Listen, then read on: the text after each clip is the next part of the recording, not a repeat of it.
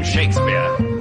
There was an Englishman, an Irishman, and a Scotsman, and they were having a drink when in walks this commercial traveller, he's a big fella, and he wait a minute. You said favourite stories of Shakespeare. Oh, he loved that one. I thought you meant stories he wrote. Oh, he wrote it too. I mean, Shakespeare wrote some of the oldest jokes in the business.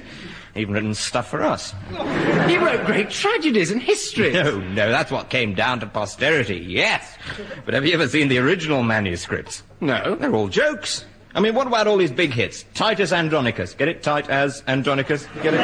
Twelfth Night. At the London Palladium. Then there was his big election comedy, Love, Labour's Lost. Then there were all the Lear films. What? Yes. I mean, there was Lear at Life, Take Off Your Clothes and Lear, Orgy at Lear's Place, Carry On Learing, all them films. OK, if you say so. Ladies and gentlemen, we present, from the original manuscript, another tale from Shakespeare. You'll laugh till you wake. It's the breeziest romp since Richard III. It's the funniest murder story since Julius Caesar. It's wacky, it's zany, it's cookie, it's Macbeth.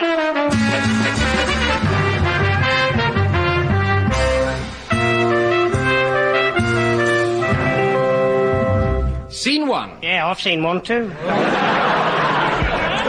The Blasted Heath. Better than the Infernal Wilson.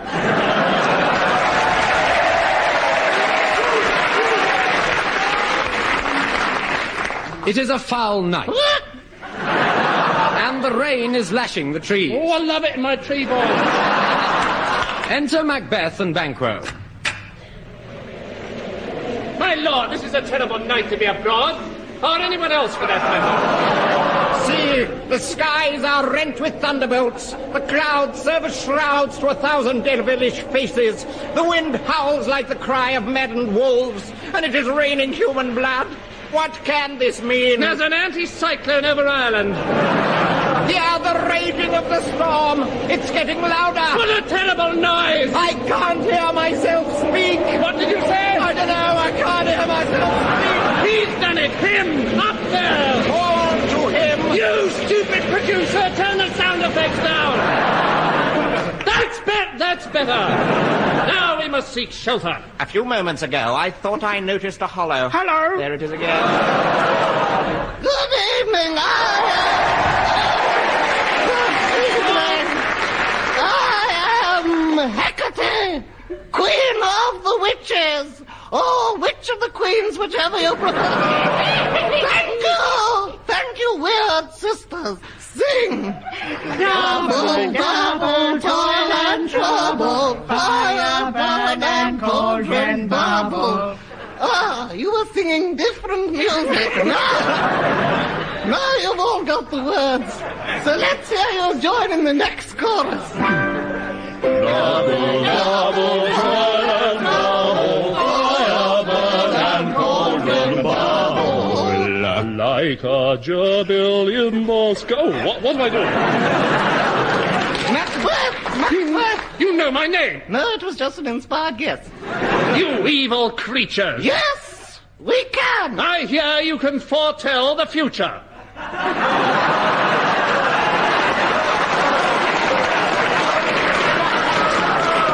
Wait a moment, that's very good. It's true, we can! Then tell the future for me. Hail, Macbeth! Hail! Hail! Hail! Not the weather, give me a prediction. Macbeth!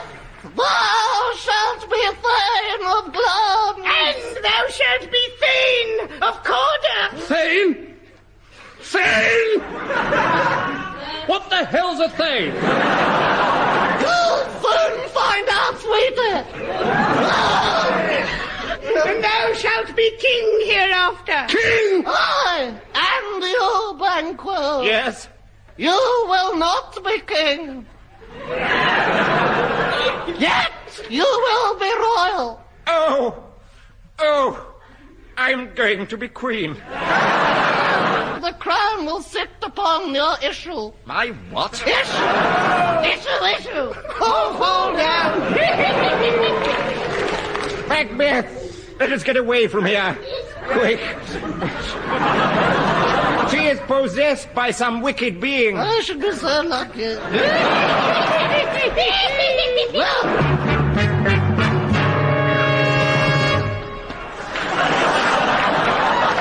Scene 2. Scene 3. A room in Macbeth's castle. Macbeth is telling Lady Macbeth of the prophecies of the three weird sisters.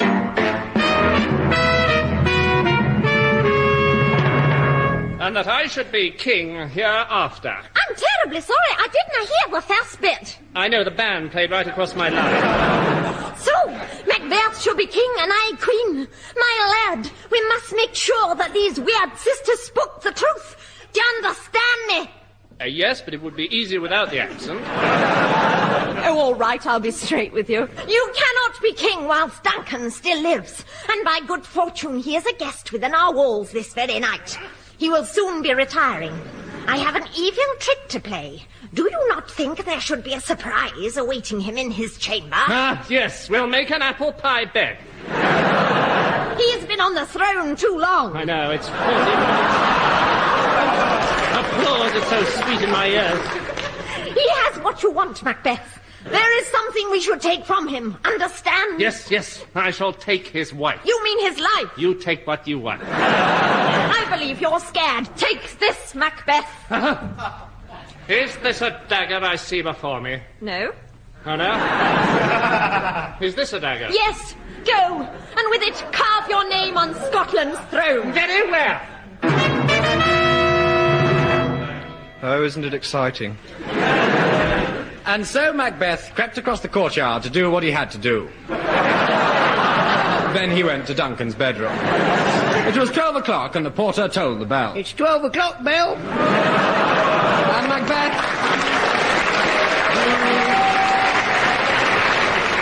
And Macbeth, dagger in hand, stood at Duncan's door. Ah, Duncan, art thou within?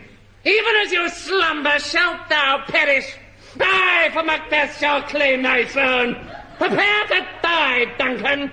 Say now thy final words. Shut up, I'm trying to get some sleep. Are you in bed? Yes. I'm coming in. No, there's not room for two. Ah, go away. Now, I've come to stab you. Take that. I was right, it wasn't a dagger. Anyway, 'tis done now.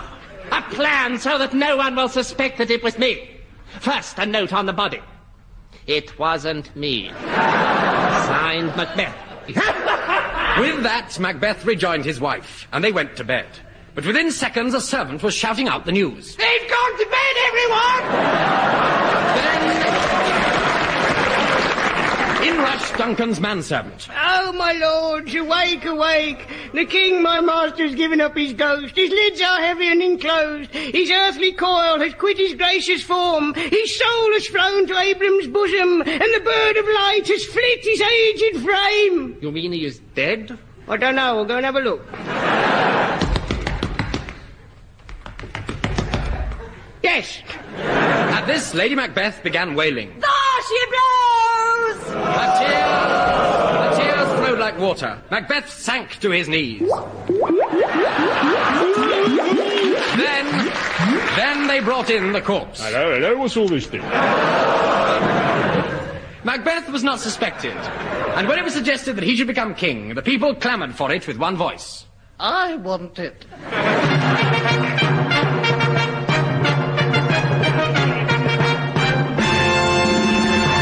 The next day, Macbeth was crowned. For months, Macbeth enjoyed the usurped throne. He locked himself inside so he could never be found out. But he was haunted by what the weird sisters had said to Banquo. The crown shall sit upon your issue. My what? Issue. All fall down. It worried him. I still don't find it funny. We must put an end to Banquo and his son Fleance. Macbeth, I have hired 2 murderers. That'll be them. Ah, you must be the... Exactly. Quite. As you may know, I have a little... Embarrassment. Precisely. It's a rather... Delicate situation. Quite.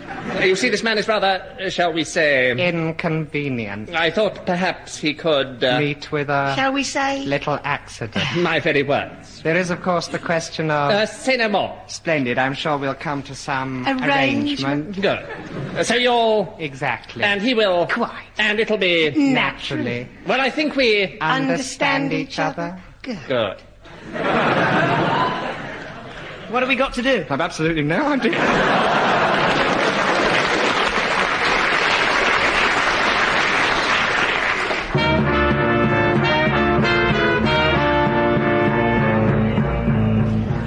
That night, Banquo was murdered. But his son Fleance escaped. When Macbeth heard this, he tore his hair and stamped on his rabbit. Consciences were beginning to plague them both. One night, Lady Macbeth got out of bed. Where are you going? I'm going to wash my hands. Oh, come on, I'm your husband. You can tell me. I am going to wash my hands. Look at them. How red they are. Blood! No, washing up. Then you should use hairy liquid. He is right, you know. Hairy liquid. No more red hands. Leaves them soft and smooth. It's this spot. This damn spot. I can't get rid of it. And that's another reason why Lady Macbeth should use hairy liquid. Every liquid can't be beat. Keep your hands so soft and sweet. Oh! Boom. Every liquid. That was rotten.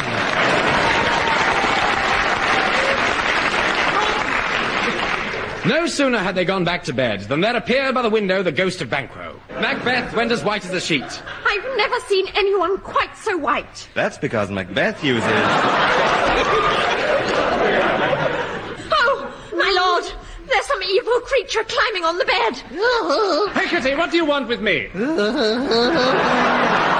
Well, now you're here, I may as well make use of you. Well, I didn't expect cooperation. Can you foresee everything? Usually, but you surprised me just then. I must know the answers to some questions. Shall I ever lose the crown? Will Fleance overcome me in battle? Will Rolf Harris come back for another series? Will Wounded Nun win the 230? Will I be famous? Will I be rich? Macbeth, you shall be king till Burnham Wood shall come to dance in her.